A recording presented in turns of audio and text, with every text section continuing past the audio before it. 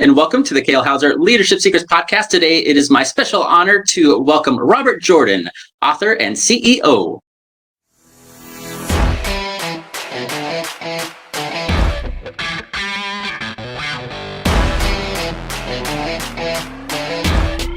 Hello, everybody, and welcome back to the Kale Houser Leadership Secrets podcast. My name is Kale Houser. Thank you for joining us today. As you can see, I have a special guest with me today, author and CEO of InterimExecs, Robert Jordan. Mr. Jordan, thank you so much for joining me. I appreciate it. How are you doing today?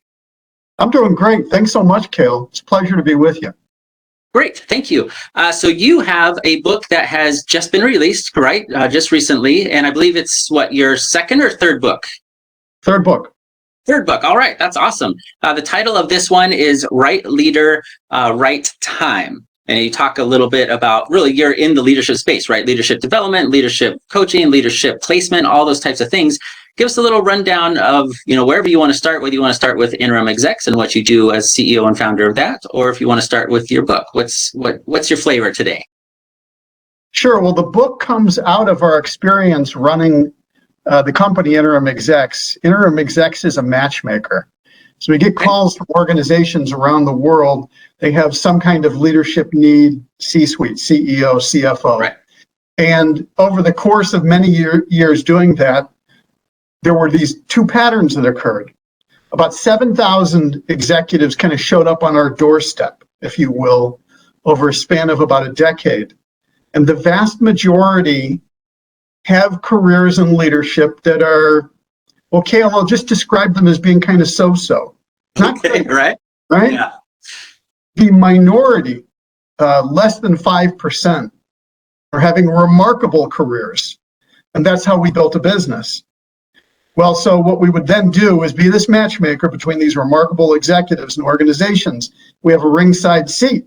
And so while engagements are going on, we would be asking the board and the owners and the managers, how's it going? Are you happy? Is everything going great? And then we would go to the executives we'd placed or the team and we would say, are you happy? Is everything going great? And over the course of years doing that work, we spotted 4 different styles of leadership excellence, which we call fixer, artist, builder, strategist, or FABS for short. And that's why we felt we had to write the book, both about so many leaders who were missing the mark and could do more, better, and as well these 4 different styles that were exemplary. Yeah, so I want to say that again for our audience so they make sure and kind of, especially if they're jotting this down or if they don't want to rewind. So fixer, artist, builder, and strategist. And I can kind of, right, being in this space and hearing this type of terms a lot, I can understand what those 3 kind of allude to. But can you touch real quickly on each of those, each of those 4 for our audience that maybe are like, whoa, what does it mean to be a strategist in leadership as a CEO? Like, I don't even get that. Can you touch on that real quick? Fixer is the leader who loves running into burning buildings time after time. The difference between fixer wiring as dominant mode versus, Kale, as you know, all leaders are called upon to solve problems. Yes. This is part of the definition of being a good leader. The thing that distinguishes fixer mode is they have to keep doing that over and over again. And one of the leaders we interviewed, he said something great. He said, if I put a fixer into one of my companies and it isn't broken, he'll break it just so he can fix it.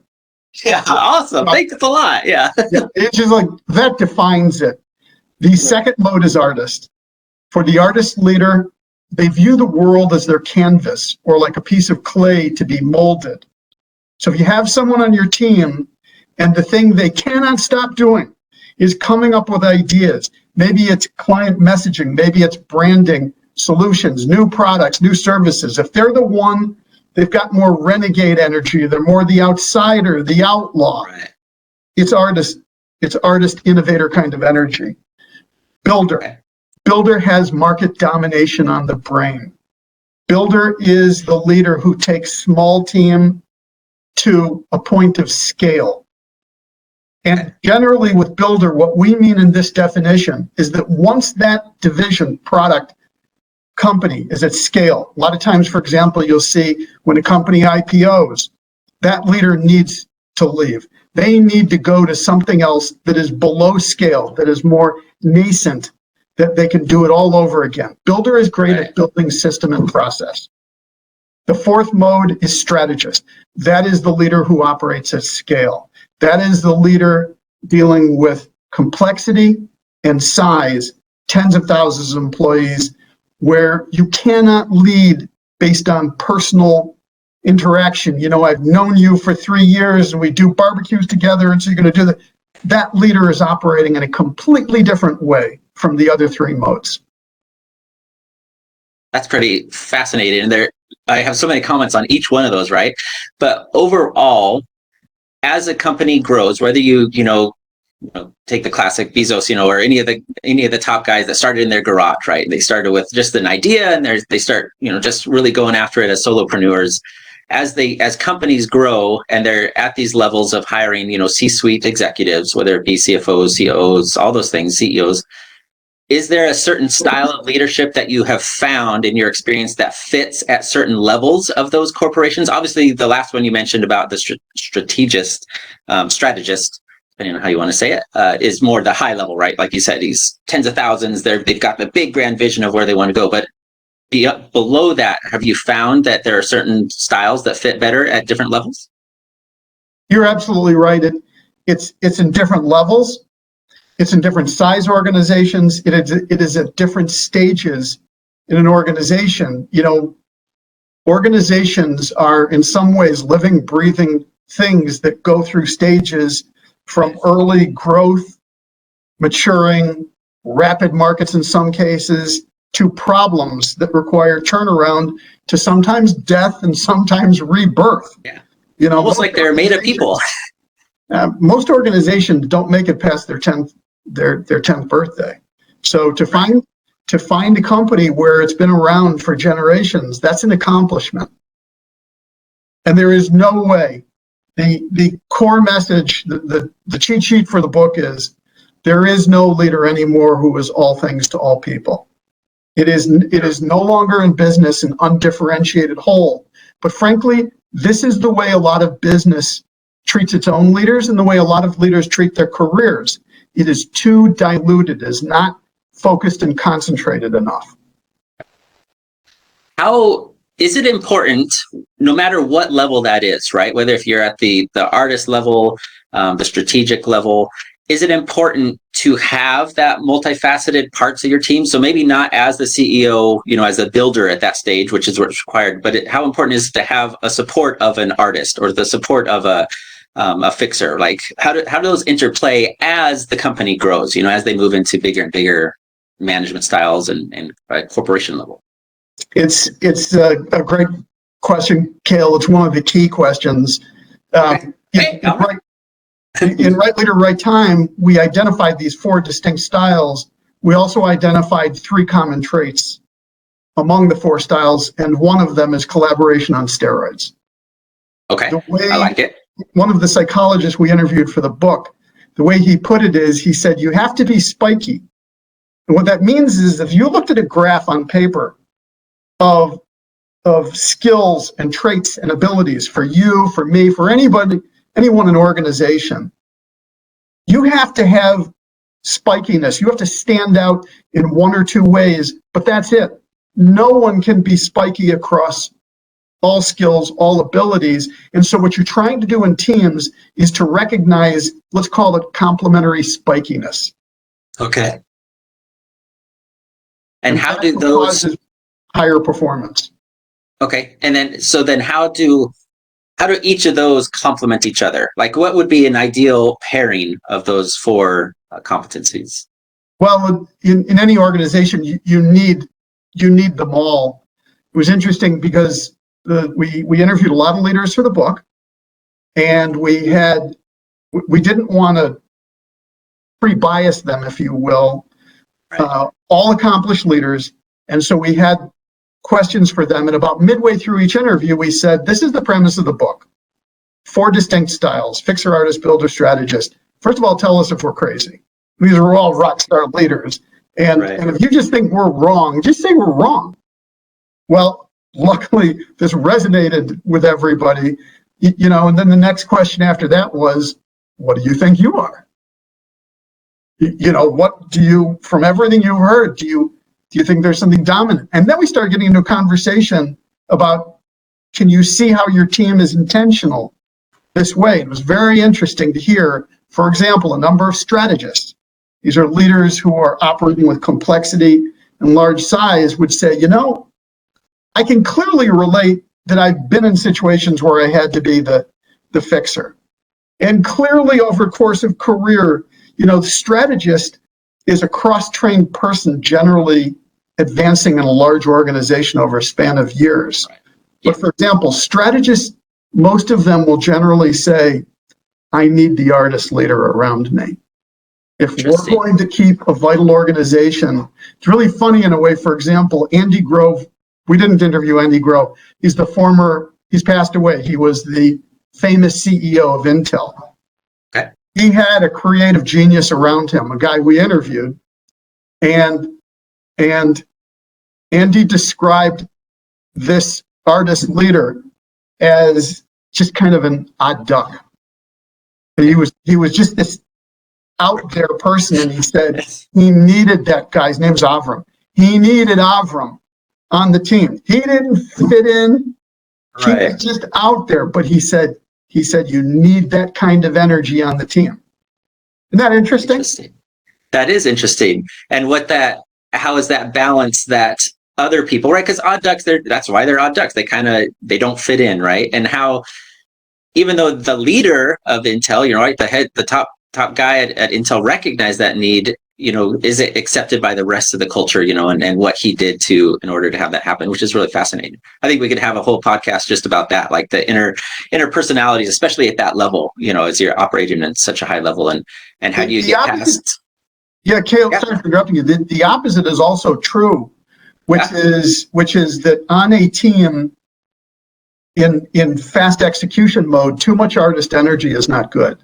Right. Yeah. Because then I would assume not a lot gets done, right? They're all sitting just brainstorming and wanting to have let's go on another retreat. That kind of thing. I'm the number one guilty person for this, or rather, we are very aware, our company InterimExecs do not hire another Bob. Right. Builder energy. Oh yeah, in terms of, we're a fast growing business. So that, yes. More of that. Yeah. But I can drive a team crazy, and so there's got to be a limit. Yeah, I am by far a fixer myself. Yeah, I recognize it. My wife recognizes it, and she's definitely more on the artistic / builder side of things, which complements us pretty well. Yeah. Yeah. One of the key traits for artist energy, you see this coming out with Elon Musk. What's in the news right now, which whether he buys Twitter or not. Some of the criticism, Tesla's stock dropped dramatically when the bid was announced for Twitter. Why? Because investors were worried, is he dividing his focus too much? Will he be diluted? Well, the answer from our point of view is absolutely not. Now, I don't know if he's going to go through the bid, but I can tell you that artist energy needs parallel, diverse, ongoing, constant. It's very different from fixer and builder energy. Fixer energy and builder energy, it's very linear. You won't see a true fixer who is simultaneously fixing two different organizations. They will be laser focused 24/7 on saving one patient at a time. Yeah, and that to use Elon's example, that's certainly not him, right? He is spreading himself, and he is building multiple things and multiple facets of each of those things. With SpaceX and Tesla and potentially Twitter. That's an interesting analogy. So I want to talk about, because you talk in your book and just in general about just make sure I get it right. So how and when. Because I want to go a little bit more tactical for those listening that are like, okay, yeah, I recognize that I'm this, but I'm dealing with this specific problem, right? And I want to talk about how and when to lean on your team. So you're whether you some level of in charge leader in your organization. When do you start to lean on your teams for support beyond just hey, I need you to do this job, right? I need you to do this task. Like, what do you mean by that as far as leaning on them for support? And then what is the kind of the no kidding brass tacks of how does somebody in that high level position do that without undermining their authority or undermining their perception in the organization as weak. The first suggestion we have is have a conversation. Right. We're, putting out a book. Let's face it, you don't do it for the money. All right. We, in terms of an objective, why did we do this? It was to raise awareness. Right. And I don't want to dodge your question, but let me give you a parallel to make this really obvious. Okay. Kale, you and I are buddies. You come to me one day and you say, I got this pain in my foot. I don't say to you, you should really, I know a great OBGYN. You should see him. I don't say that. I say there's a podiatrist who I know who I think is really great. You got to see him. In healthcare and medicine, specialization has been around now for generations, and it is demonstrably better than if there was just this concept of, every doctor is trained the exact same way. Matter of fact, it's gone so far as in professionalization that if you went to the wrong specialty and you say, I got a pain in my foot, they would say, you need to go see a podiatrist. That's not my specialty. Right.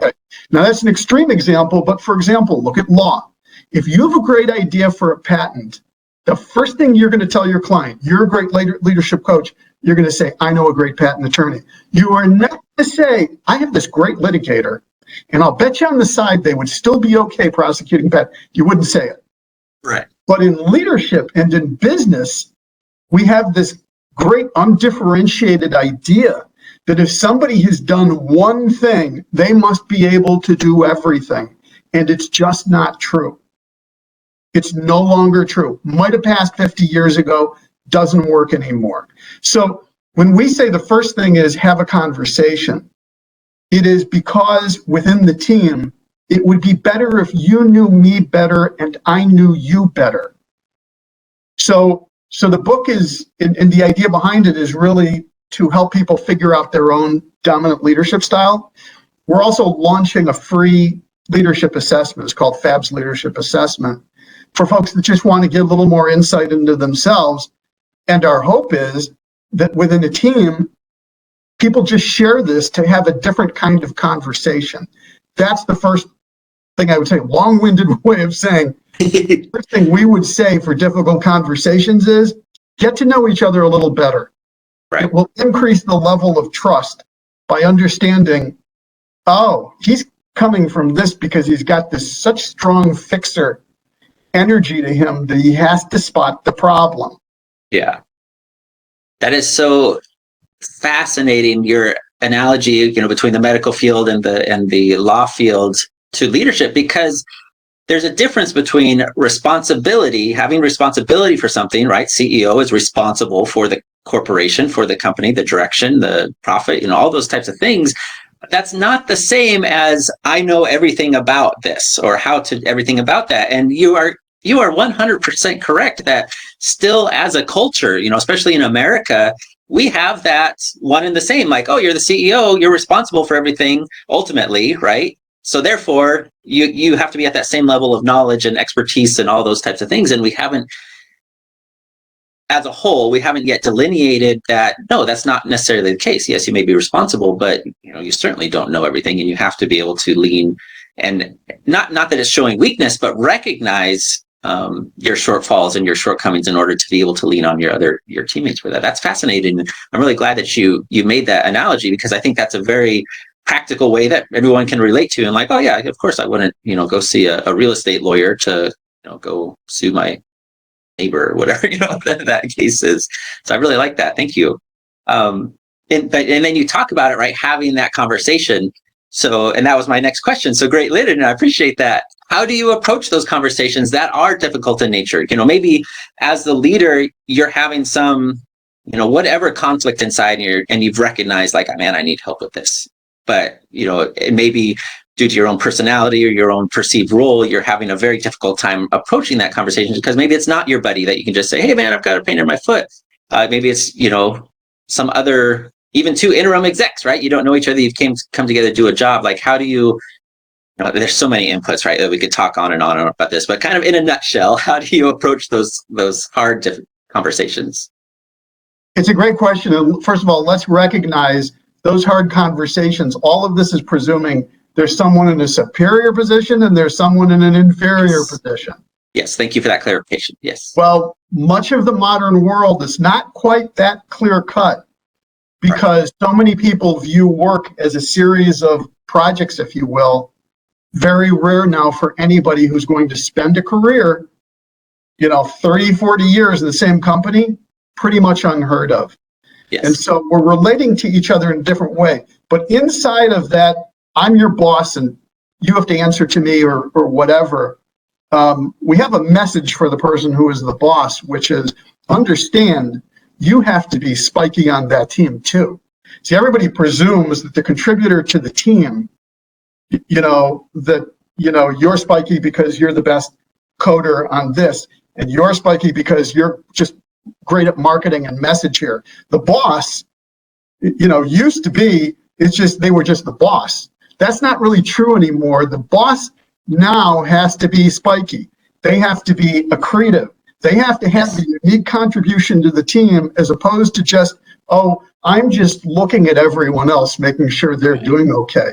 That doesn't fly in many organizations anymore.